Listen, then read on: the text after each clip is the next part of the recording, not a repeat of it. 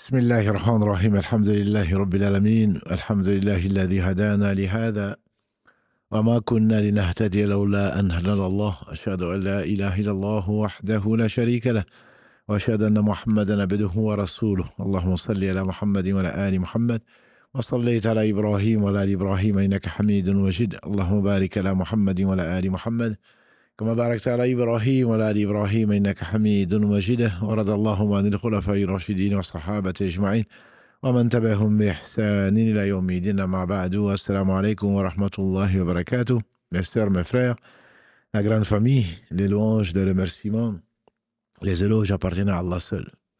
Le parfait dans son essence, le parfait dans ses noms et attributs, le parfait dans tous ses actes qui oscillent d'une part entre sa miséricorde, sa bienveillance, sa bonté, et d'autre part son omniscience et sa sagesse, qui sont la base de sa justice. Nous le louons, nous revenons vers lui repentant.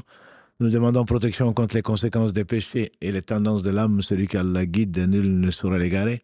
Celui qui est privé de sa guidée, nul ne saura lui montrer le droit chemin. J'atteste donc qu'il est le seul digne d'adoration. J'atteste de la véracité, de l'exemplarité, de la prophétie de Mohammed ibn Abdillah, qu'Allah bénisse ce prophète, sa famille, ses compagnons et tous ceux qui les auront suivis dans le droit chemin et nous fasse l'honneur d'en faire partie. Donc ensuite, soyez les bienvenus dans ce jardin du paradis. Jardin donc que l'on espère, Inch'Allah, occupé en réalité, même si aujourd'hui nous sommes, alhamdulillah, dans un jardin du paradis et il y a un paradis dans ce bas monde, disait quelqu'un. Celui qui ne l'occupe pas, il craint pour lui qu'il ne l'occupe pas dans l'au-delà. Donc qu'Allah fasse de ce bas monde un tremplin pour l'au-delà et fasse de l'au-delà un objectif.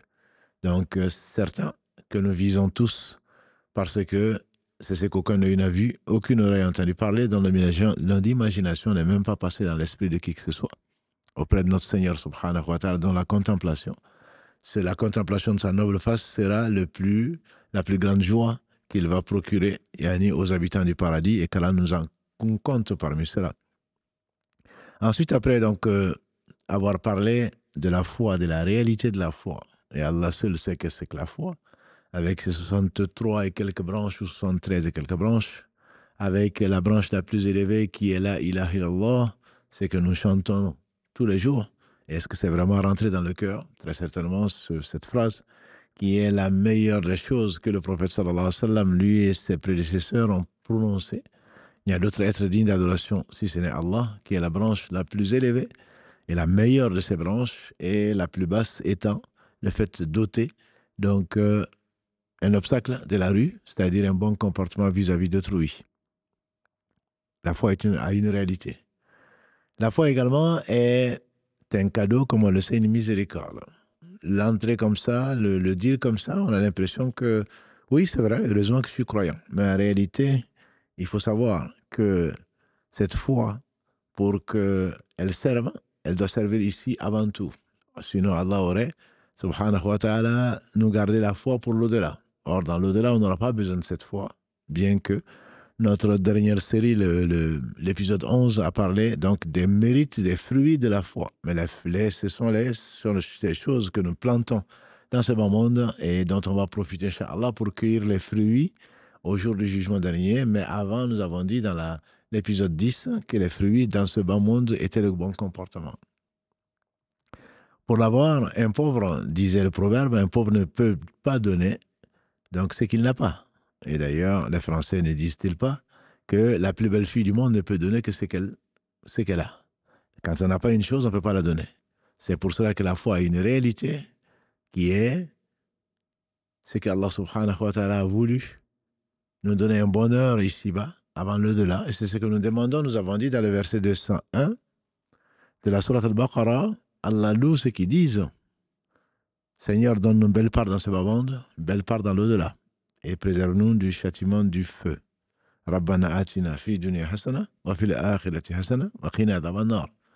Et donc, cette réalité est celle de celui qui a la foi, et que cette foi a une raison, c'est pour venir dompter, gouverner tous ses actes, les actes de ses membres, sur lesquels il sera interrogé, et donc lui donner le pouvoir de maîtriser son âme, cette âme donc qui est le cheval de Troie, si on peut l'appeler ainsi, de Satan, sur ce qu'il mérite. L'âme a fait l'objet, comme vous le savez, et comme on l'a peut-être en tête, de beaucoup de spéculations. Allah seul sait. Est-ce que c'est le ruh? Ce qu'ils ont demandé au prophète sallam, qu'est-ce que c'est que l'âme? Allah subhanahu wa ta'ala leur dit, ceci procède du Seigneur. Il ne vous a été donné que très peu de science. Donc on ne va pas aller poursuivre qu'est-ce que c'est que l'âme immatérielle, qu'est-ce qu'elle devient, Allah seul sait. Toujours est-il que cette âme dont Allah subhanahu wa ta'ala nous parle, il est le seul à savoir, puisqu'il sait tout. Il nous parle de l'âme. Son siège est dans le cœur. Et le cœur est le siège des émotions. Le cœur il peut être scellé, il peut être malade, et c'est ce qui nous a valu. Donc, pas la maladie, mais la guérison, la médecine des cœurs, c'est le titre donc de notre live ou de nos lives du mercredi. Parce que le cœur est malade, il peut tomber malade, il peut même mourir. Il peut même mourir. Et donc, c'est la raison pour laquelle nous traitons, grâce à Allah subhanahu wa ta'ala, pour Allah on l'espère, et par Allah, nous traitons donc les médicaments, donc les remèdes du cœur qui est malade. Le cœur peut tomber malade comme le corps tombe malade, on en est tous conscients. La maladie des corps ou les maladies de corps sont soignées à l'hôpital ou par des médecins. Les maladies de l'âme ne sont soignées que par les prophètes et leurs héritiers qui sont donc les savants. La maladie de l'âme ou les maladies de l'âme sont plus graves que les maladies du corps. Les connaisseurs, les savants, qu'Allah les bénisse, nous enseignent ou nous ont enseigné qu'en réalité, la maladie du corps ou les maladies du corps vont s'arrêter avec la mort. Vont s'arrêter avec la mort.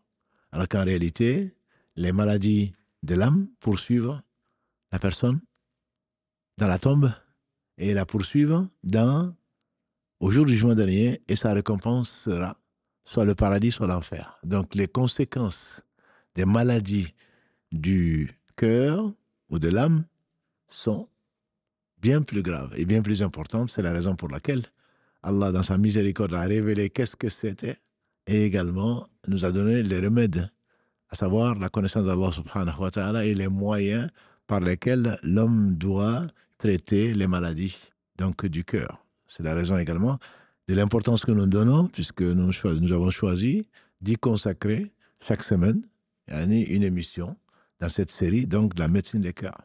Allah seul sait tout, c'est lui qui sait ce que c'est que l'âme. Il nous définit dans la Sourate 91, à Shams, dans les versets 7 à 10, « Wa nafsin wa ma sawaha, fa'alhamaha fujuraha wa taqwaha » Allah jure et par l'âme et celui qui l'a façonné, qui lui a inspiré son libertinage et sa piété. Qad aflaha man zakkaha, bienheureux, ou sera heureux, ou a réussi, celui qui la purifie.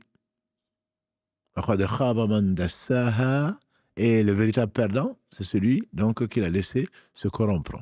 Il y a une corruption de l'âme. Donc cet homme qui, d'après les savants, il n'y en a pas trois, mais Allah cite trois catégories d'âmes. La première, celle de base, c'est donc celle qui instigue au mal. Allah dit dans la sourate 12, Yusuf alayhi salam, verset 53, « Wa ma ubarri nafsi, inna nafsa la amaratun bisu illa ma rahima rabbi » La femme de l'Aziz, la femme du gouverneur ou du roi, quand elle a essayé de séduire Yusuf alayhi salam, que Allah l'a protégé, il n'y avait de véritable protection que celle d'Allah, et que ensuite Yusuf a été mis en prison innocent, de façon alors qu'il était innocent, mais pour une raison, une sagesse qu'Allah va nous révéler plus tard, pour qu'il soit vice-roi, ou en tout cas très proche du roi, et qu'il fasse revenir sa famille, donc Israël, son père, de même que ses frères et sa mère, auprès d'eux en Égypte. C'était une raison qu'Allah va nous dévoiler dans cette sourate 12. Et quand donc Yusuf alayhi salam a demandé qu'on l'innocente avant de quitter la prison. On l'y avait oublié pour une sagesse qu'Allah seul sait. Et ensuite, avant de sortir, quand on lui a proposé de le libérer, il a insisté pour qu'on l'innocente. qu'on demande aux femmes pourquoi elles sont coupées les mains avec les couteaux que la femme du gouverneur leur avait donné. Et c'est là où elle répond, Inna nafsa, voilà ubir nafsi, je ne m'innocente pas. Inna nafsa la amaratum bisu illa ma rahima rabbi.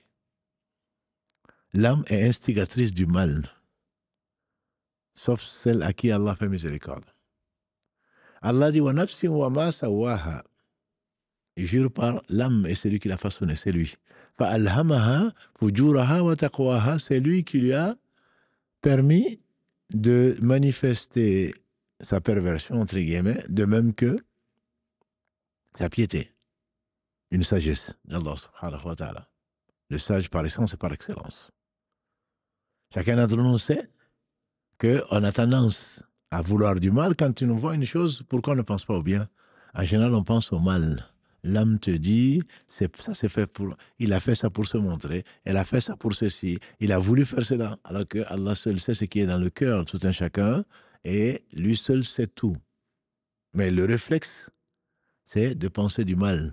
L'âme instigue au mal. Et en arabe, la ammaratun. Amara, c'est instiguer. Les instigateurs, on voit ce que c'est. C'est tout un plan autour. Mais Ammara, c'est avec la shadda sur le mime, avec le doublement de la lettre mime, c'est pour insister. Ça dit que c'est une caractéristique habituelle, pour ne pas dire constante. Une caractéristique qui est souvent liée. Donc, à cette âme, c'est quoi? C'est le fait d'instiguer au mal. Ça lui est lié de façon intrinsèque. Et c'est pour cela que, comme dit, Inni Ghaffar. Ghaffar, il est le très grand pardonneur. Ghufran, c'est le pardon. Allah, il est Al-Ghafour, c'est celui qui pardonne. Mais Ghaffar, c'est vraiment très, très, très grand pardonneur. Ici, la Ammaratun, elle ne cesse d'instiguer au mal. Illa ma rahima rabbi, c'est-à-dire que l'exception est faite par celui subhanahu wa ta'ala, qui va dompter cette âme et qui va te permettre de penser du bien et de faire du bien. Donc, il n'y a aucune place, aucun mérite à l'homme que de faire du bien si ce n'est par miséricorde d'Allah subhanahu wa ta'ala, parce qu'il est accompagné par un allié qui est inséparable, qui est l'âme. L'âme instigue au mal. Donc, si tu arrives grâce à Allah à faire du bien, tout le mérite revient à Allah. Tout le mérite revient à sa miséricorde. Ne t'enorgueillis pas du bien que tu fais. C'est pour cela que les savants disent que quand tu vas te réjouir du bien qui est fait, effectivement, tu te réjouis qu'Allah t'ait choisi et a dompté ton âme qui a pu quand même faire la prière, qui a pu donner. Et on sait que l'homme est généralement avare, qui a pu aider alors qu'en attendant, on est plutôt égoïste, etc. L'âme est plutôt égoïste. Donc, à ne penser qu'à soi. Quand on est content, on n'est pas content de soi. On est satisfait de son Seigneur, subhanahu wa ta'ala, qui nous a permis de faire du bien parce que l'âme est comme ça. C'est Allah qui le définit. Celui qui croit en Allah, c'est que sa parole est vraie. Inna nafsa la maratun bisu. L'âme est très certainement instigatrice du mal. Illa, sauf celle à qui Allah subhanahu wa ta'ala fait miséricorde. Qu'Allah nous compte parmi ceux-là. Et donc, cette âme, et cette catégorie-là, c'est celle de base, et souvent, elle instigue au mal de façon habituelle, de façon systématique. Chacun d'entre nous peut témoigner de cette expérience en elle-même, même si, bien entendu, grâce à Allah, par miséricorde d'Allah, et pour Allah, on fait du bien, grâce à Allah. Donc ça, c'est la première catégorie de l'âme, pour ne pas dire c'est la nature même de l'âme. C'est la nature même de l'âme. Il y a une autre catégorie d'âme qui a dépassé celle-là grâce à la miséricorde d'Allah et qui fait parfois du bien, qui fait parfois du mal. Celle dont Allah, à laquelle Allah fait allusion dans la sourate Al-Qiyamah, qui est donc la sourate numéro 75, dans le verset 2. Allah dit, La uqsimu biyawmil qiyamah wa la uqsimu bin nafsin lawwama. Je jure par le jour de la résurrection, je jure par l'âme qui se plaint, entre guillemets. Lawwama, c'est celle qui est versatile, on traduit. parfois ceci, parfois cela. Et on a vu il n'y a pas si longtemps dans la série donc, de la réalité de la foi que certains savants expliquent cela, que c'est cette âme qui tombe dans le péché, qui revient et qui se reproche, l'âme qui se reproche à elle-même grâce à Allah pour pouvoir se repentir. Et Allah aime les repentants. Et à nouveau qui retombe, comme c'est le cas de beaucoup d'entre nous. On regrette, on en pleure, mais on oublie qu'il y a des forces et des puissances que par Allah subhanahu wa ta'ala. De telle façon qu'on retombe à nouveau et on se plaint à nouveau. Et pourquoi tu as fait ceci? Et pourquoi tu n'as pas été droit? Et pourquoi tu n'es pas resté sur la droiture? Et pourquoi tu aurais fait ceci? L'âme qui ne cesse de se reprocher, c'est déjà un pas vers Allah subhanahu wa ta'ala. Cette âme, donc, qui est la ouama, qui ne cesse de se faire des reproches. Et il se peut que, si Allah lui donne la sincérité, elle passe à un autre stade, donc qui est l'âme apaisée, an-nafsu mutma'inna. Allah en parle donc dans la sourate Al-Fajr, versets 27 et 28. Ya ayyatuha an-nafsu mutma'inna. Irji ila rabbiki radiyatan mardiya. Ô âme apaisée. C'est celle qu'on appelle apaisée. Et donc, cette âme revient vers Allah subhanahu wa ta'ala. Et c'est ce qu'on espère pour chacun d'entre nous, parce qu'Allah promet, à la suite donc de ce verset 28, Ya ayatuha an-nafsul mutma'inna, 27, Irji'i ila rabbiki radiyatan mardiya. Retourne auprès de ton Seigneur, agréé, et lui t'agrée. Tu agrées de lui, et également tu agrées de ton Seigneur. Qu'est-ce que donc cette âme apaisée? C'est celle à laquelle nous devons aspirer avant de rejoindre notre Seigneur. Et le retour vers le Seigneur peut être immédiat, peut être instantané. Il arrivera de toute façon. Donc c'est pour cela qu'il faudrait travailler cette âme pour qu'elle passe du stade la ouama en train de se plaindre au stade apaisé. Et qu'est-ce que c'est que l'âme apaisée? L'âme apaisée, disent les savants, parmi lesquels Ibn Abbas, qu'Allah l'agrée, ainsi que son père, le commentateur attitré du Coran, est celui à qui le prophète sallam a souhaité et invoqué son Seigneur pour qu'il fasse comprendre l'explication du Coran. Il dit Al-nafs mutama'inna, c'est l'âme qui a donné son assentiment à la vérité. C'est une des définitions. Elle est apaisée. Pourquoi elle est apaisée? Tama'anin, c'est l'un des piliers de la prière, si vous en souvenez. An-niyya, takbirat al-ihram wa qiyamu laha, qu'on a déjà vu dans la série, dont vous avez vu le replay donc, pendant le ramadan, qu'on a fait il y a 2 ans. Tama'anin, c'est l'apaisement.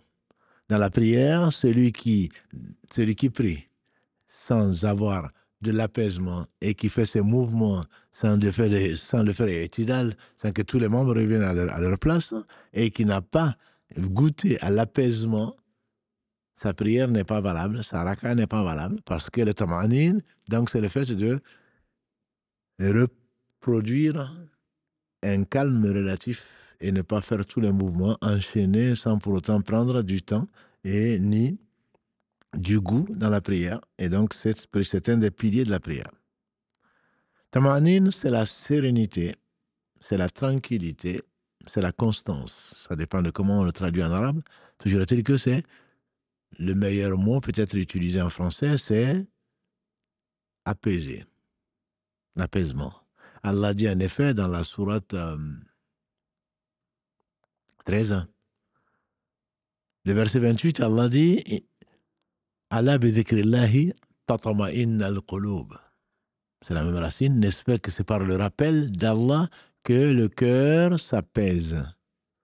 Il ne bouge pas, il s'apaise quand il est monté, quand la température est montée, quand le stress est là, quand le désespoir peut pointer son nez.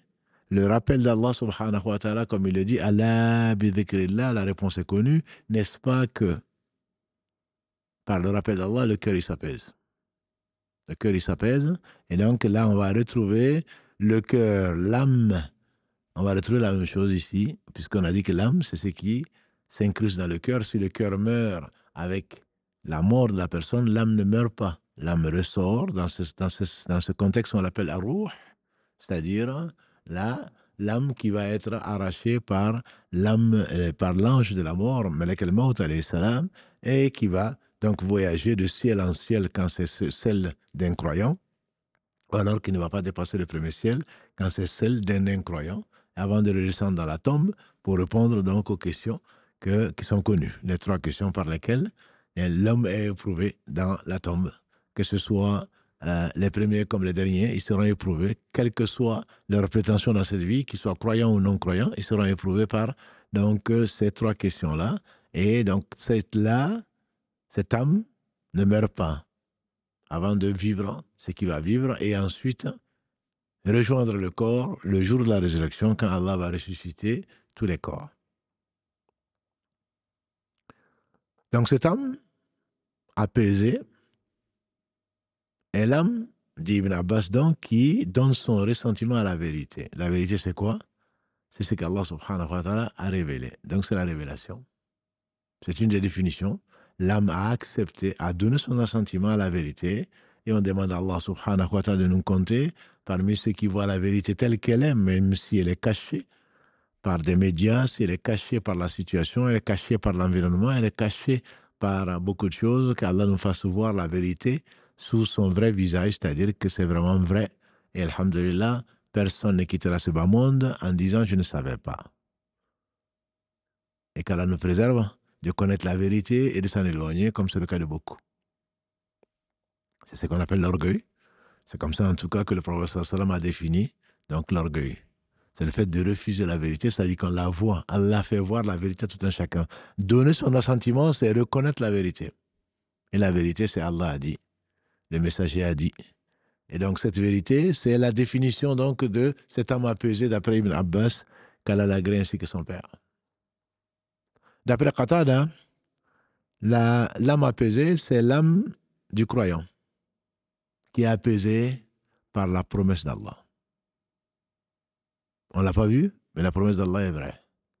Et donc cette âme va accepter, parce qu'elle croit à ce qu'Allah a dit, elle croit à l'invisible et elle croit à la récompense promise par Allah subhanahu wa ta'ala.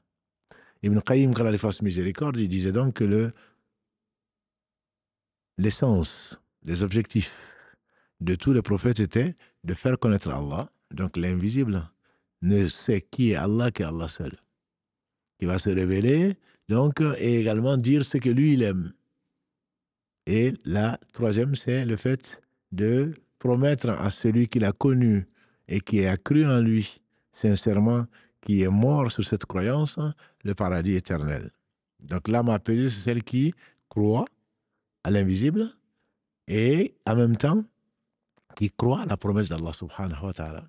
Qatada, c'est un épigone. C'est-à-dire c'est la deuxième meilleure génération, donc après la génération des compagnons du prophète sallam, qui eux-mêmes sont les meilleurs après les prophètes alayhim sallam. Comme ceci a été prouvé, comme ceci a été dit, et comme on l'a constaté, c'est la meilleure des générations donc, que la terre a portée. Ensuite, celle qui a suivi a été la meilleure génération après celle-là. Mujahid, qui est un élève de Ibn Abbas, qui est également de cette deuxième génération, qui est mort, je pense, en 110, de l'Égypte, si ma mémoire est bonne.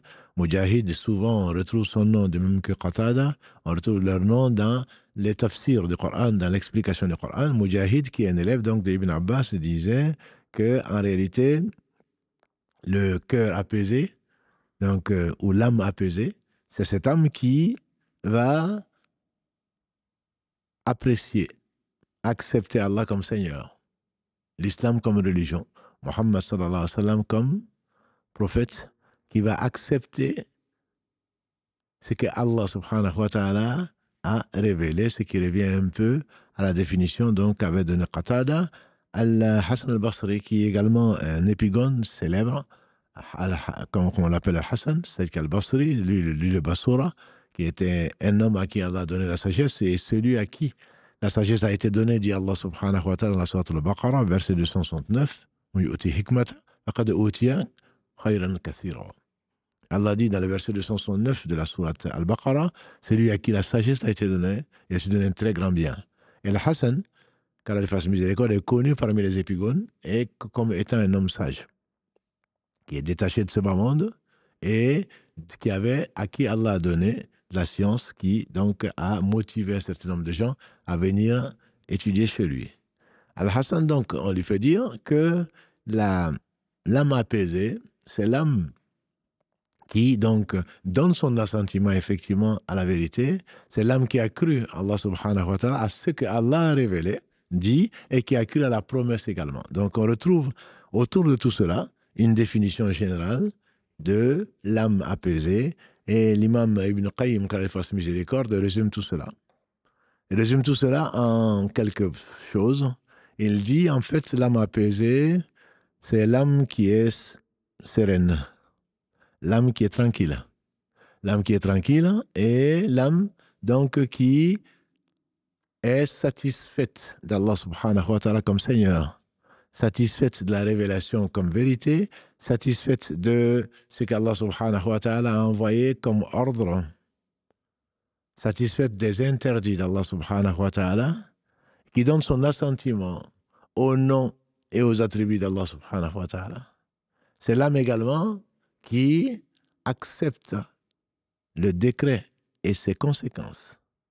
C'est l'âme qui est apaisée par la protection et la garantie de la protection divine. C'est l'âme qui est satisfaite d'Allah comme Seigneur et Maître, satisfaite d'Allah comme Dieu, le seul digne d'adoration, satisfaite d'Allah subhanahu wa ta'ala comme celui qui régit toutes choses. Et donc tout ceci revient à la même chose, à savoir que l'âme apaisée, c'est celle qui ne doute pas de la révélation. C'est celle qui accepte son lot dans ce bas monde et qui est promise, à qui on a promis, c'est Allah qui l'a promis. On a vu dans la sourate donc 89 Al-Fajr, verset 27-28, Allah dit Ya ayatuhan nafsu mutama'inna. Ô âme apaisée, irji ila rabbiki radiyatan mardiya. Allah parle donc de l'âme apaisée au moment où cette âme donc va revenir à Allah subhanahu wa ta'ala, alors qu'elle est apaisée. Et elle sera satisfaite de ce qu'elle a vécu, de ce qu'elle a vécu. En effet, il faut savoir que cette âme, donc, c'est un allié, et ça peut être un ami, comme ça peut être un ennemi. Souvent, c'est un ami qui est ignorant. Qu'est-ce qu'un ami ignorant? Allah a voulu que ce corps et cette âme soient liés jusqu'à la fin de la vie terrestre de cet homme. Et ensuite, ils seront couplés à nouveau au jour du jugement dernier. Donc, cette âme qui va t'embellir, cet ami qui va te dire qu'il va souffrir comme une mère des souffrances d'un enfant. Quand on va vouloir faire une opération chirurgicale, quand le médecin va proposer, ou quelqu'un qui va proposer un remède, que ce soit par exemple la hijama, donc le fait de prélever du sang pour soulager donc le corps, pour enlever des humeurs, pour enlever du sang, etc., qui ne se renouvelle pas dans les terminaisons nerveuses. Et bien entendu, une mère va être compatissante. Et qu'Allah bénisse nos mères. Un père va insister, ou le médecin va insister. Lui, c'est un ennemi bienveillant en réalité. Il sait qu'après l'effort qui va être fait, la personne va se sentir mieux. Effectivement, il y a une douleur. Mais c'est une douleur, qu'est-ce que c'est que quelques jours par rapport à l'éternité? Qu'est-ce que c'est que quelques souffrances de quelques minutes ou quelques heures par rapport à une santé de toute une vie, qui est certes courte, mais qui est composée de dizaines, de centaines, voire de milliers de jours. Et comme le dit le poète, c'est au matin que le voyageur est content d'être parti la nuit. Il a certainement eu du mal à traverser, à voyager de nuit, mais le matin, il est arrivé à destination. Donc, quand on laisse l'âme telle qu'elle est, elle est naturellement instigatrice au mal, comme on a dit. Le fait de la dompter amène jusqu'à l'apaisement qu'elle accepte la vérité. Et en réalité, la vérité, c'est quoi? C'est ce qui va se manifester au jour du jugement dernier. L'âme apaisée ne se contente pas des apparences. L'âme apaisée connaît la réalité de la vie, que c'est un tremplin pour l'au-delà. Celui qui a goûté à la réalité de l'au-delà, très certainement va abandonner va abandonner de ce bas monde. Mais ce qu'il faut savoir, c'est que l'âme a des exigences également. Et ces désirs ne sont pas forcément des choses qui sont mauvaises. Le désir existe, l'âme a envie de. Ce n'est pas interdit. Les savants disent que parce qu'il ne faudrait pas confondre les choses. Ce n'est pas parce que il ne faudrait pas réfréner tous les désirs, ça devient de l'injustice. Le prophète alayhi salatu wassalam n'a-t-il pas confirmé la parole de Abu Darda, qui est venu voir Salman al-Farisi, qui est la parole de Salman al-Farisi à son frère de religion, Abu Darda. Salman al-Farisi est venu visiter son frère, Abu Darda. Allah les a choisis l'un pour l'autre comme des frères, comme ceci est arrivé à Madina quand le prophète sallam a émigré vers Allah, de même que ses compagnons. Allah a voulu que le prophète sallam ait choisi comme frère de Salman al-Farisi Abu Darda, qui venait le visiter. Et qu'est-ce que c'est qu'un frère? On reviendra, Inch'Allah, dessus, surtout dans le cadre donc, de cette nouvelle émission de l'âme apaisée. Un frère, aucun d'entre vous ne sera véritablement croyant s'il n'aime pas pour son frère ce qu'il aime pour lui-même. Ce n'est pas une chose facile. Ce n'est pas une chose facile. Un épigone encore, on lui fait dire, un de ses frères lui a écrit en disant « Comment tu vas ?» Il a répondu « N'est-ce pas que tu m'as posé la question comment je vais ?» Il m'a été plus facile. Il m'a été plus facile de jeûner les jours de canicule que d'aimer pour mon frère ce que j'aime pour moi-même. Ce sont des choses faciles à dire, mais ce sont des choses extrêmement difficiles à mettre en pratique. Et celui qui est arrivé au summum de la foi. Comme l'a dit le prophète sallallahu alayhi wa sallam, « La yu'minu ahadukum » aucun d'entre vous ne sera véritablement croyant. Ça veut dire quoi? Il est arrivé à l'idéal de la foi. La foi n'est pas que ce qui est dans le cœur. La foi, c'est ce qui est dans le cœur, dont le cœur, que le cœur s'approprie, qui ressent de la joie, qui ressent de la tristesse, qui ressent de la frustration quand il désobéit à Allah. Et donc ça se transforme par la bonne parole, le bon comportement vis-à-vis de l'autre. Parce que les meilleurs chez Allah, c'est ceux qui ont le meilleur comportement. Salman al-Farisi, puisqu'il avait un frère, les compagnons du prophète sallam, j'anticipe, ils ont été jusqu'à demander à ce que leurs frères soient des héritiers, qu'ils héritent d'eux. Et Allah l'a interdit, entre autres dans les versets 5 et 6 de la sourate 33 et 45 de la sourate 8. أولو الأرحام بعضهم أولياء لبعض في كتاب الله من المؤمنين والمهاجرين. Donc, أولو الأرحام بعضهم أولياء بعض. Allah dit qu'en réalité, c'est le lien de parenté qui détermine l'héritage. Mais ils s'aimaient tellement, ils ont tellement compris l'importance de la foi et de la fraternité dans l'islam qu'ils voulaient hériter les uns des autres. Salman al-Farisi, par qui Allah a sauvé les croyants, puisqu'on parle d'Al-Ahzab, pendant la guerre du fossé, où il n'y a pas eu de guerre, c'est lui qui, grâce à Allah subhanahu wa ta'ala, Salman le Perse en fait. Al-Farisi, c'est le Perse. Quand les ennemis d'Allah, ennemis d'eux-mêmes, sont venus entourer Madina pour exterminer les croyants, Allah a inspiré à cet homme qui a dit à Rasulallah, chez nous en Perse, quand on fait la guerre et qu'on se sent en position d'infériorité ou sur la défensive, on creuse un fossé autour de la ville pour que l'ennemi ne puisse pas rentrer. Et ça, comme le disait quelqu'un d'autre, tout ce qui est bien chez un musulman appartient à l'islam. Ce n'est pas parce que je ne suis pas responsable que je ne dois pas donner le bon conseil. Ad-dinu an-nasiha, comme Allah sallallahu alayhi wa sallam. La religion, si je veux voir vraiment que c'est que l'islam, c'est la loyauté. Vis-à-vis de qui? Vis-à-vis d'Allah, de son livre, de son prophète, des responsables des musulmans et du musulman lambda, a dit le prophète sallallahu alayhi wa sallam. Et donc, il a donné ce conseil-là, et il est connu entre autres pour cela. Et pour l'esprit d'unité de l'islam, les noirs comme les blancs, les perses comme les arabes, tous étaient devenus des frères. Mais c'était peut-être une anticipation sur une chose qui va nous intéresser, Inch'Allah, et qui est si importante dans l'islam. Salman al-Farisi est donc venu voir son frère Abu Darda. Et il a trouvé Darda qui n'était pas spécialement habillée de façon plaisante, entre guillemets, bien sûr qu'elle était couverte. Et il a dit à Darda, qu'est-ce qui t'arrive? Pourquoi tu t'es aussi négligé? Bien sûr, on ne peut pas l'imaginer aujourd'hui, c'est certains musulmans en train de parler à la femme de son frère dans l'islam. Moussa, alayhi salatu salam, quand il a été à Madian, il a demandé aux femmes qui étaient venues pour abreuver le troupeau de leur père, qu'est-ce qui vous amène, qu'est-ce qui vous met à l'écart?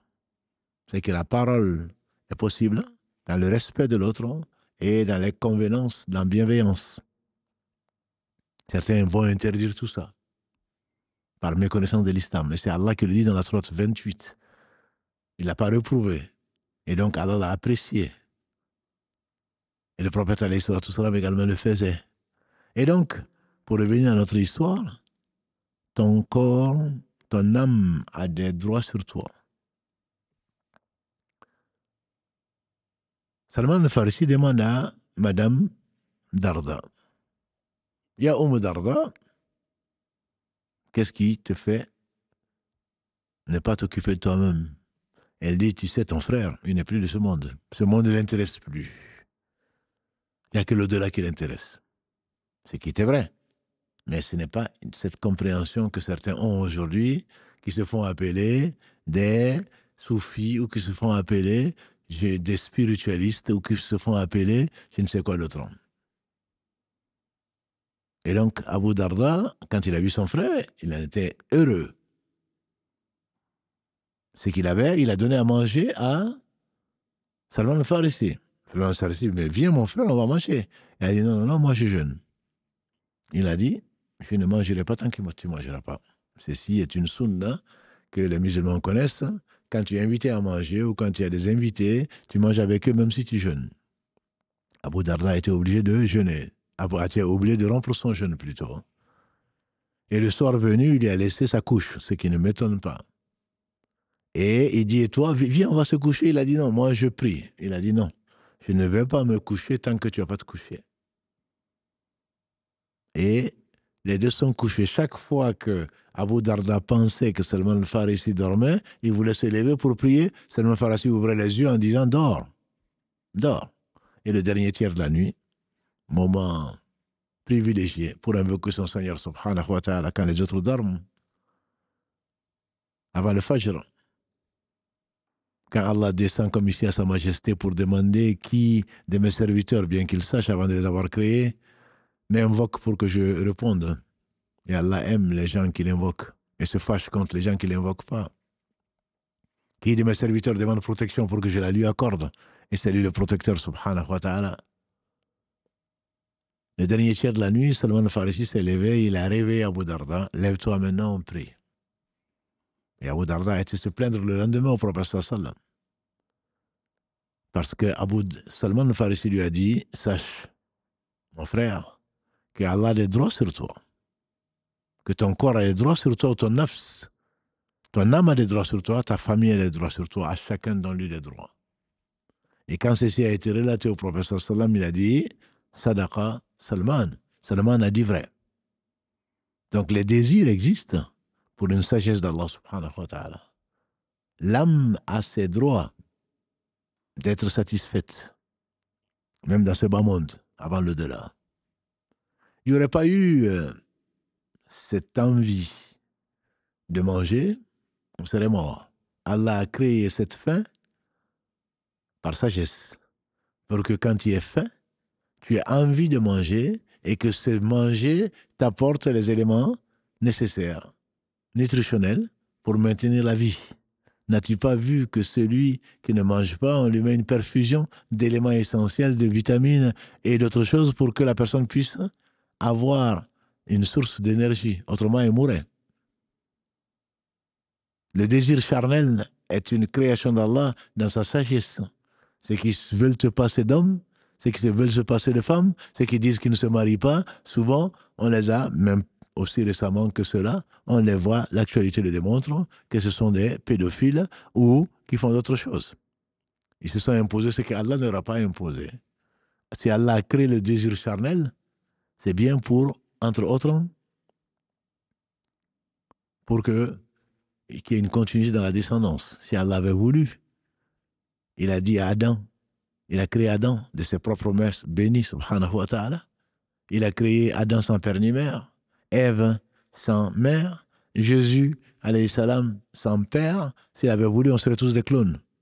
Mais ce n'est pas ce qu'il a voulu. Il a voulu créer, et ce qu'il veut se réalise, il a créé le désir charnel pour que l'un aille vers l'autre et pour que ceci, donc, qu'il y ait une conservation du genre humain. Et tout ce que Allah crée, c'est avec sagesse. C'est avec sagesse. Donc ces désirs-là ne sont pas interdits. Ce qui est interdit, c'est le surplus, c'est l'excès. Et donc l'âme a des droits. Et donc il ne s'agit pas de... Le prophète sallam, il aimait bien l'épaule d'agneau. Et pourtant c'était le meilleur des hommes, celui qui se passait le plus, celui qui craignait le plus. Allah subhanahu wa ta'ala, celui qui connaissait le mieux son Seigneur subhanahu wa ta'ala. Donc il ne s'agit pas, comme ceux qui sont venus extrémistes, ignorants de l'islam, à ces femmes en disant qu'est-ce qu'il fait. Et quand on leur a dit qu'il avait des femmes, qu'il épousait, il dormait parfois, enfin, il dormait plutôt, et il priait, il jeûnait et il mangeait des jours.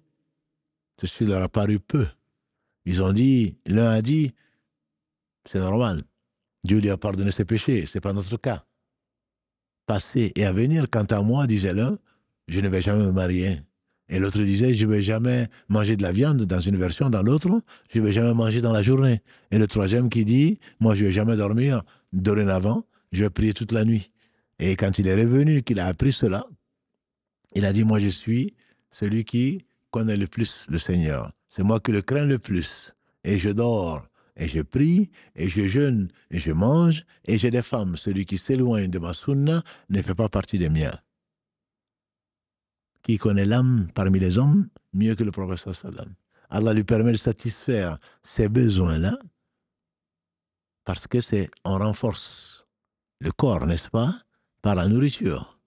Et au besoin, on va lui donner des vitamines même si on n'arrive pas à le nourrir normalement.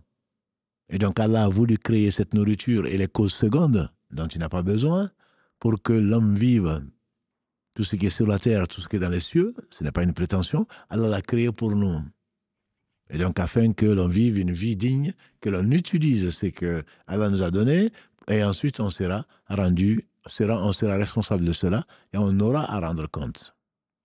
C'est la raison pour laquelle toute chose que tu as utilisée, et cela faisait peur aux croyants, des gens qui étaient convaincus de la rencontre d'Allah subhanahu wa ta'ala, parce que le jour du jugement dernier, tu vas rendre compte de ce que tu as, d'où tu as eu ça et comment tu l'as utilisé. Donc l'âme a ses droits. Ses désirs, c'est une sagesse d'Allah subhanahu wa ta'ala. Il ne faut pas abuser. Il ne faut pas que ce soit un but en soi. L'âme apaisée, pour revenir à notre récit, l'âme apaisée, c'est celle qui quitte ce bas monde. Quand on parle apaisé, mais on quitte ce bas monde au moins une fois par jour. Pour ne pas dire tous les soirs. Allah dit dans la sourate 39, Wallahu yatawaffal anfusa hina mawtiha wallati lam tamut fi manamiha. C'est Allah qui rappelle, qui fait mourir les âmes pendant leur sommeil. Et celles qui ne meurent pas, il les renvoie. Donc même si la personne n'est pas morte dans la journée, dans la nuit, elle est quelque part morte, elle n'est pas responsable de ce qu'elle fait. Et il se peut qu'elle retienne cette âme.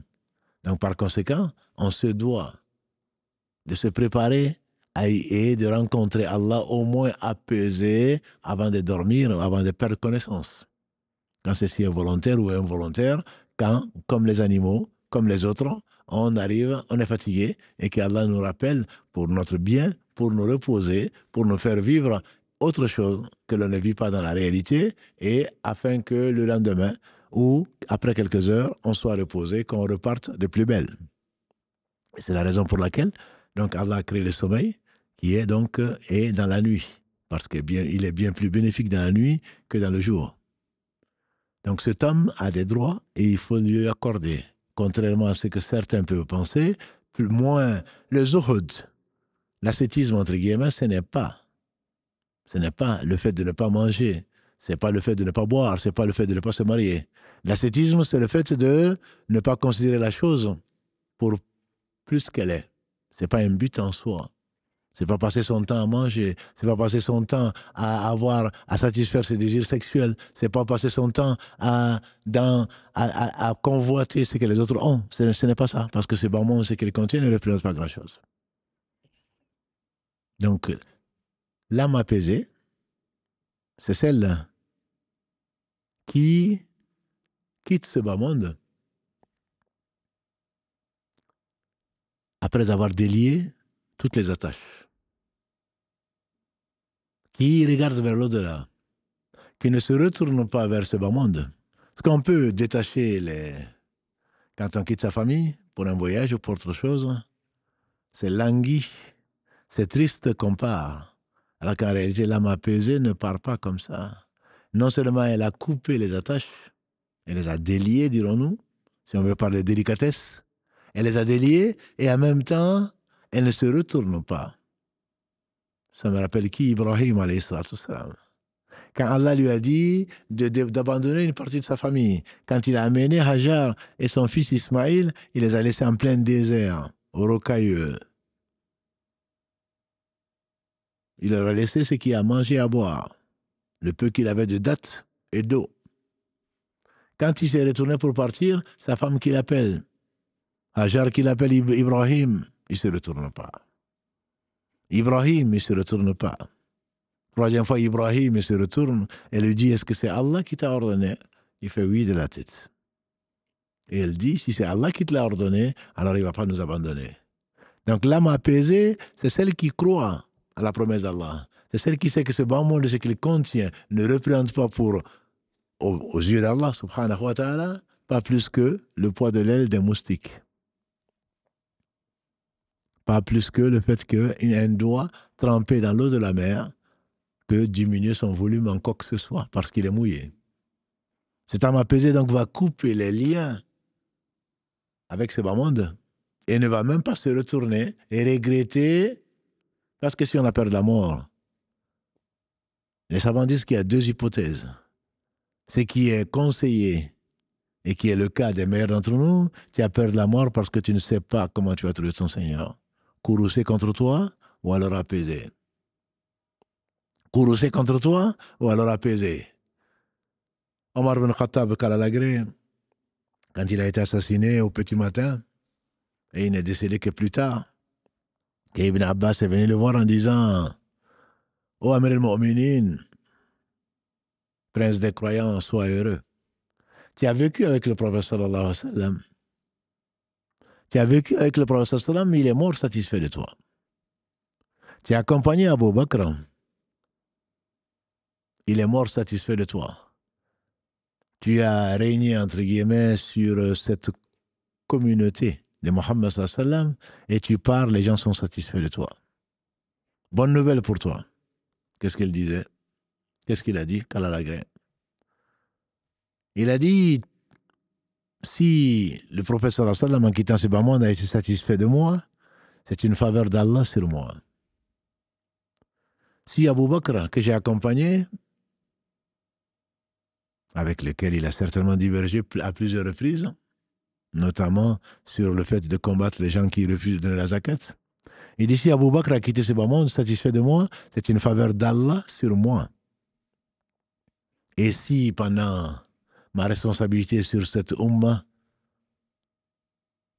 qui a duré une dizaine d'années, si les gens sont satisfaits de moi, c'est une faveur d'Allah sur moi. Ô pauvre mère de Omar, si Allah ne te pardonne pas. Ô pauvre mère de Omar, si Allah ne te pardonne pas. Et il a été rapporté qu'Ibn Abbas Kalalagré ainsi que son père a demandé à Allah de voir Omar après la mort et qu'il a vu Omar des années plus tard dans un rêve, dans un songe, et Omar lui aurait dit, Allahu Alam, dans le rêve, ce n'est que maintenant, après une dizaine d'années, que j'ai fini de rendre des comptes dans la tombe. Notre mère Aïcha, Kalalagré, la préférée du prophète sallam. Donc Allah l'a aimé, le prophète n'aimait que ce qu'Allah aimait. Quand il allait rendre l'âme, Ibn Abbas, le même cousin du prophète sallallahu sallam, savant en tafsir, dit la mère des croyants, entre tes retrouvailles avec ton mari, cher mari Mohammed sallallahu sallam, et toi, et ce moment-là, ce n'est juste que la mort. Ce n'est juste que la mort. Tu étais celle qu'il a préférée dans ce bas monde parmi les gens. Et il dit, laisse-moi tranquille. Hein. J'aurais aimé n'avoir pas existé. J'aurais aimé n'avoir pas existé. Ça, c'est une crainte réelle. Et c'est pour cela qu'on a peur de la mort. Les meilleurs avaient peur de la mort pour cela. Quant à nous, on a peur de la mort parce qu'on va laisser femme, on va laisser mari, on va laisser les enfants, on va laisser le bas monde pour un cercueil. Et pour les croyants, pour soit le paradis, soit, beaucoup le voient, les insouciants et surtout ignorants, pensant que c'est juste un cercueil de 2 mètres carrés, ou alors sous la terre, je vais être privé de lumière, je vais être privé de compagnie, je vais être privé de ce bas monde, de mes voitures, de mes amis, de la nourriture. Qu'est-ce que je vais devenir? Donc c'est pour cela que je dis, l'âme apaisée, c'est celle qui ne regarde pas derrière. Elle ne regarde pas ce qu'elle quitte parce que celui qui a goûté à l'au-delà, celui qui a ajouté foi à l'au-delà, ne peut pas regretter ce qu'il laisse de ce bas monde. Le prophète sallam, la seule prière, le khusuf, la prière de l'éclipse qu'il a priée, prière dans laquelle il a fait deux recours, c'est la seule prière décrite où on fait 2 génuflexions. Dans cette prière, il s'est approché, il s'est avancé alors qu'il priait, ensuite il a reculé. Quand il a terminé la prière, il a dit, on m'a tout montré de l'au-delà. J'ai vu le paradis, il n'y a pas plus beau, il n'y a pas plus attirant. J'ai vu l'enfer, il n'y a pas pire que ça. Et j'ai avancé, n'est-ce pas, ma main? On m'a montré des grappes de raisin. On m'a montré des grappes de raisin. J'ai avancé ma main pour en cueillir. Mais on ne m'a pas permis de le faire. Si j'en avais cueilli, vous en aurez mangé jusqu'à la fin du monde. Et si Allah subhanahu wa ta'ala nous a donné des fruits dans ce bon monde, nous a donné des époux et des épouses, c'est pourquoi? C'est pour l'au-delà. Ce n'est pas que pour ici. Certains en ont fait un but. Alors qu'en réalité, ceux qui ont compris la réalité de l'au-delà, quand tu as aimé quelque chose et que ça disparaît, tu as envie de l'avoir, tu as ce désir de renouvellement, ce désir de retrouver ce que tu as perdu, n'est-ce pas? Et c'est l'une des sagesses pour lesquelles Allah subhanahu wa ta'ala a voulu nous donner ce qu'on aime dans ce bas monde-là. Et ça a été un but pour certains, ils s'entretuent pour cela. Que ce soit la richesse, que ce soit les fruits, que ce soit les femmes, que ce soit les hommes, que ce soit les enfants, que ce soit tout ce qu'on a ici, c'est juste un avant-goût de l'au-delà. Parce que si Allah nous décrit le paradis, on le comprendrait avec ce qu'il contient, sans équivalent, entre guillemets, de semblance ici-bas, comment est-ce qu'on va réaliser?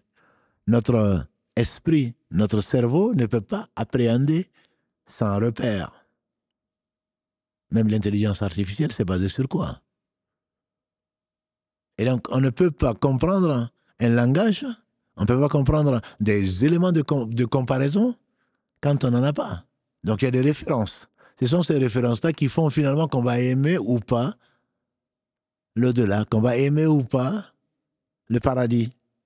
Mais quand tu as goûté à la saveur de la foi, très certainement ce bas monde, ce qu'il contient, si tu sais que si ton âme a été apaisée par la promesse d'Allah subhanahu wa ta'ala, ce qui va t'arriver comme décret, tu sais que ton Seigneur subhanahu wa ta'ala ne fait que le meilleur et que les conséquences ne peuvent être que du bien pour toi. Ajaban li amri mu'min, disait le prophète sallam.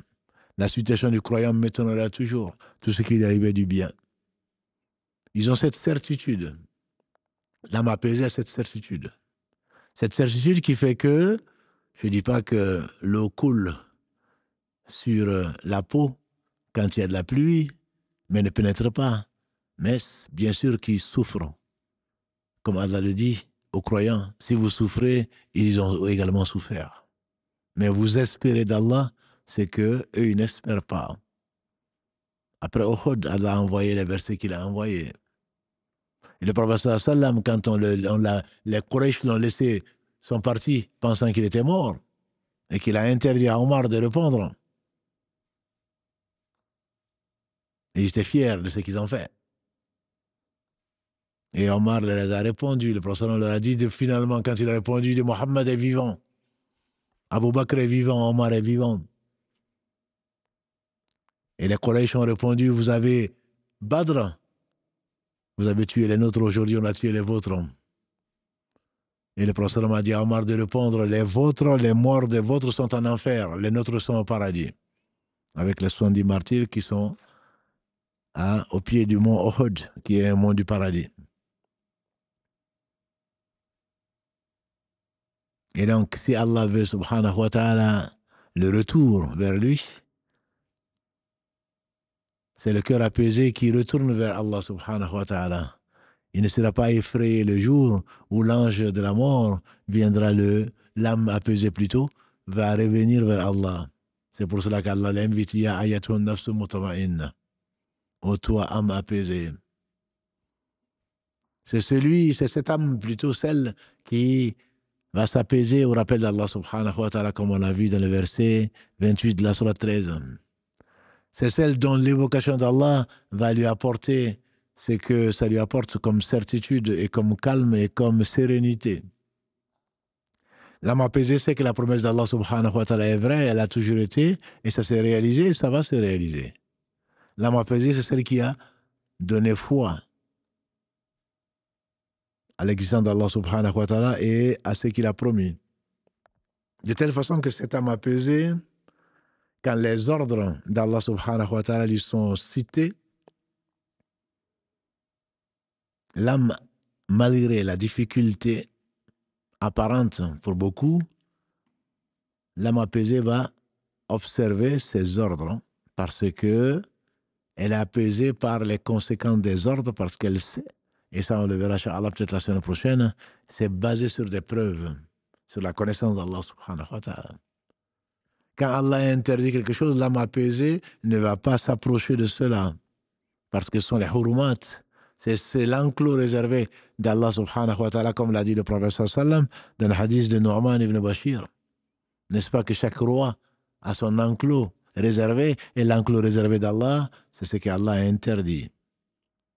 L'âme est apaisée, ça ne le fait pas. Pourquoi je ne vais pas toucher ça? Pourtant, je suis tenté. Je suis tenté, oui, mais je sais que si Allah l'a interdit, c'est parce que il y a du mal, parce qu'il sait, et moi je ne sais pas. Si Allah m'ordonne de faire un certain nombre de choses, dont la prière, le jeûne, le donner la part du pauvre, d'aller au pèlerinage pour celui qui peut, c'est parce que Allah me veut du bien par là. C'est la meilleure des façons pour se rappeler, et très certainement en retour. Dans ce bas monde, son évocation, son adoration, son amour va m'apporter ce que personne ne pourra avoir sans passer par là. Oh, vous les croyants, le jeûne vous a été prescrit comme il a été prescrit à vos prédécesseurs, afin que vous atteigniez la piété. Quand tu vas chercher la piété au travers de la mortification, ce n'est pas ce qu'Allah t'a demandé. Les anges ne mangent pas, les anges ne boivent pas. Tu veux ressembler à des anges, tu n'as pas un corps d'ange, tu n'as pas une âme d'ange, tu n'es pas un ange. Tu n'es pas un ange. Cette âme, disait-on, elle est imparfaite. Allah lui a inspiré son libertinage et sa piété. Elle est imparfaite, mais elle est perfectible. Cette âme est perfectible. Ne justifie pas ta paresse. Ne justifie pas tes péchés en disant « Moi, je suis comme ça. J'ai été créé comme ça. » C'est un mensonge. Pur mensonge sur Dieu. C'est Allah qui l'a inspiré son libertinage et qui l'a inspiré sa piété. Les gens de science disent qu'Allah leur fasse miséricorde. Ne vois-tu pas que même un chien, on peut le dresser? Ne vois-tu pas qu'un cheval, on le dresse? Un fauve, si tu regardes le cirque, Comment est-ce qu'on peut imaginer qu'on dompte des lions? Et toi, on ne peut pas te dompter? Toi, tu ne peux pas dompter ton âme? Un lion qui, naturellement, va aller satisfaire ses instincts, va aller manger de la chair humaine ou de ce qu'il va trouver. Le chien, plutôt le lion, on va le faire marcher sur deux pattes. Le lion va être comme un mouton, docile, parce que il a été dressé. Alors comment toi tu veux être moins qu'un animal qui peut être dressé? Tes origines, tes tendances, moi je suis nerveux, très certainement, mais justement, tu t'arrives à maîtriser ta colère. Tu t'arrives à considérer l'autre comme toi-même. Non, moi je suis. Tu n'es rien d'autre qu'un instrument qui peut être modélé. Il faut viser l'excellence. Ton âme doit être apaisée comme ceci est arrivé à mieux que moi. Ibn Abbas, Karalagre ainsi que son père, on dit que le jour où il est mort, quand on l'a enterré, on a entendu une voix, j'y crois, en train de dire Ya ayatuha nafsul mutma'inna, irji'i ila rabbiki radiyatan mardiya. Ô âme apaisée, retourne auprès de ton Seigneur, agréé de lui et que tu agrées. Ceci est arrivé à Ibn Abbas Karalagre. Et Allah l'a agréé certainement pour qu'on entende cette voix. D'où elle venait, Allah seul sait. Cette voix est partie. Donc, au travers de l'éducation de ton âme, tu peux y arriver. Tu peux apprivoiser ton âme. Et ne prétends pas que moi, je suis comme ça et je ne veux pas y arriver. Les musulmans ne baissent pas les bras. Devant la difficulté, certainement pas. Devant l'obstacle, on essaie de le contourner et on patiente. Et c'est toute la différence dans l'éducation de l'âme. L'éducation de l'âme demande de la patience. L'âme est perfectible. L'âme est perfectible. Au travers de quoi? De la purification. Au travers de l'éducation. Au travers de la science, qui est la base même de l'éducation. Par cette science, Allah subhanahu wa ta'ala a transformé les compagnons du prophète sallallahu alayhi wa sallam qui enterraient leurs filles vivantes, qui ne faisaient que se faire la guerre, ou presque tout le temps, au point qu'Allah leur a imposé 4 mois sacrés pendant lesquels ils ne devaient pas faire la guerre, parmi lesquels notre mois dans lequel nous vivons aujourd'hui, Dhul Qa'da, Dhul Hijjah et Muharram qui se suivaient pour que les gens puissent au moins aller faire le pèlerinage parce qu'ils aimaient trop la guerre, ils aimaient trop le sang, ils aimaient trop se bagarrer. Et ce sont ces gens-là qui ont obéi à Allah. Vous savez que l'alcool a été interdit de consommation en 4 étapes. La dernière étape est venue bien après, à Médine. Si Allah avait commencé avec ses armes rebelles que lui il a créées, celui qui a créé le bien et le mal, mais Allah ne fait que le meilleur. S'il avait dit aux Indes, on t'interroge sur le vin. On a interrogé au prophète sallam sur le vin. Allah le savait. C'est pour ça qu'il leur dit. On te va t'interroger ou on t'interroge sur le vin et le jeu de hasard. On dit qu'il y a les deux. Il y a du bien, il y a du mal, mais le mal l'emporte sur le bien. Certains ont abandonné, dont l'âme a été purifiée avant les autres. Ils ont abandonné cela. Et ensuite, Allah voulait les éprouver. Et ils ont bu. Et l'imam en question dit, un jour, s'est mis à confondre les versets. Allah dit, ne faites la prière qu'en sachant ce que vous, alors que vous êtes ivre. Ne la faites qu'en étant conscient de ce que vous dites. Et ensuite, certains sont arrivés, ils ne pouvaient boire que le soir. L'âme était domptée pendant seulement la journée et le soir, ils se lâchaient. Jusqu'au point qu'ils sont arrivés un jour, même le soir, à vouloir s'entretuer. Et Allah les a définitivement interdit de boire. Et cette âme qui a été domptée, on dit que quand ce verset a été révélé, les rues de Médine regorgeaient ou en tout cas étaient mouillées, comme s'il avait plu. Les gens sont rentrés dans leur cave, ils ont versé le vin. Il y aura un vin au paradis, comme Allah le décrit dans la sourate Muhammad, sallallahu alayhi wa sallam. 4 fleuves, dont un fleuve de vin, mais qui ne sera pas un vin qui va toucher aux esprits, à la conscience. Un fleuve de lait que l'on sait et que les gens aiment bien. Un fleuve d'eau qui ne sera pas corrompu. Un fleuve de miel qui restera tel que. Dans ce bas monde, disent les savants, soit comme justement ce producteur de miel, il parle de l'abeille, soit comme une abeille. Elle ne mange que le licite. Les abeilles vont quitter leur nid, leur ruche, pour aller vers les fleurs. C'est que beaucoup d'entre nous apprécient, notamment la gente féminine, plus sensible aux choses délicates. Et ensuite, Allah fait sortir, d'où le nom de la sourate qui porte son nom, la sourate 16, les abeilles. Allah va faire sortir de ce qu'ils ont mangé, de ce qu'elles ont mangé, un produit excellent qui contient un médicament. On parle du miel, dont j'ai certainement besoin avec ma voix. Et l'abeille, disent les savants, quand l'abeille se pose sur un arbre ou sur quoi que ce soit, ni de l'égratigne, et encore moins ne la casse comme branche, soit comme une abeille. Soit comme une abeille qui ne produit que du bien, qui ne consomme que du bien et qui ne fait du mal à personne. L'abeille va se poser, je ne parle pas de la guêpe. L'abeille va se poser sur une branche, elle ne la casse pas.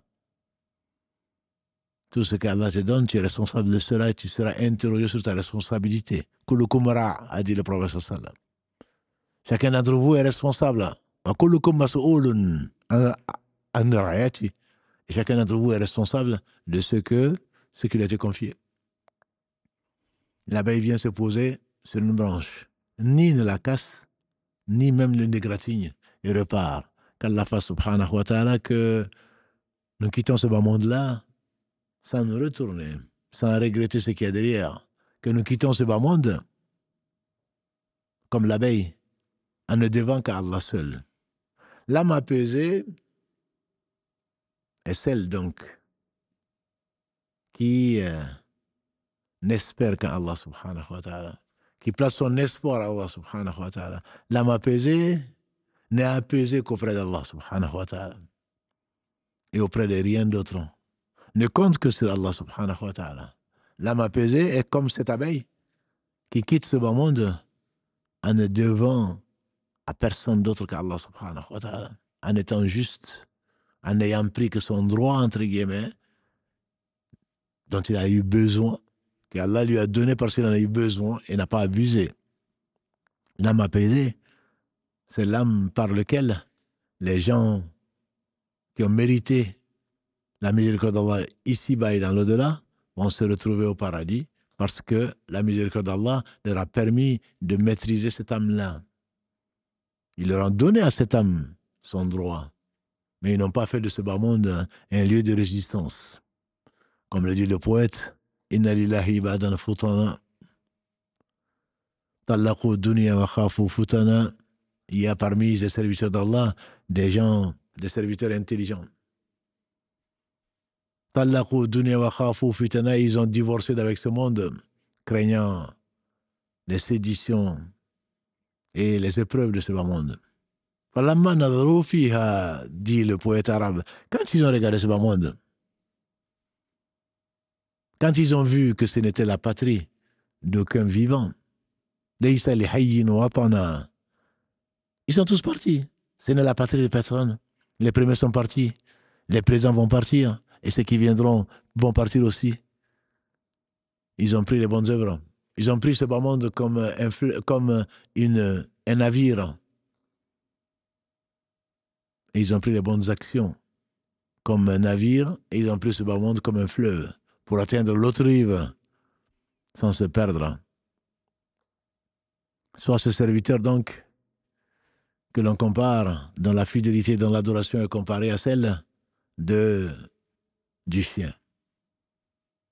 C'est pas un gros mot.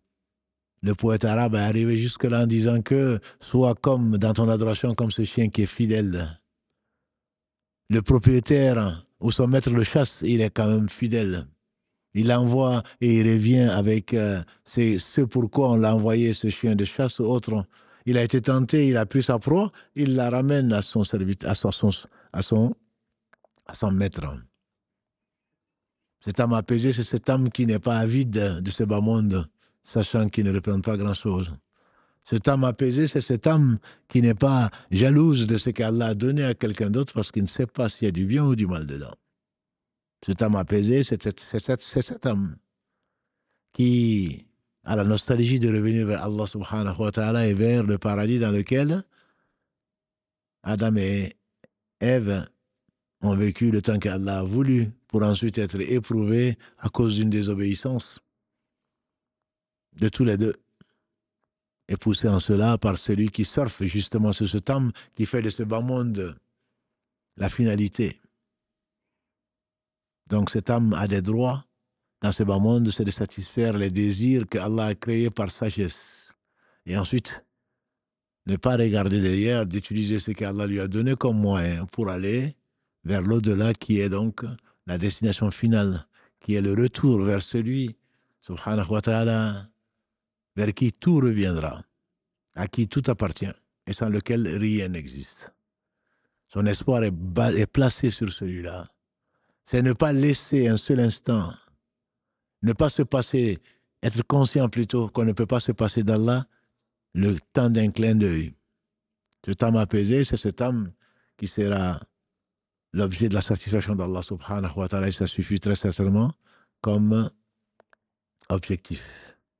Qu'Allah subhanahu wa ta'ala nous compte parmi ceux qui entendent choisissent le meilleur et qu'il rappelle avec une âme apaisée qui s'est traduite puisque sa rencontre est imminente pour chacun d'entre nous. Donc mieux vaut essayer de dompter son âme, c'est ce qu'on verra incha'Allah dans les synthèques d'introduction, le premier épisode donc de notre série L'âme apaisée. Qu'Allah subhanahu wa ta'ala nous apaise l'âme et qu'il bénisse celui par qui il nous apporte la vérité qui est assurée et qui est sans conteste.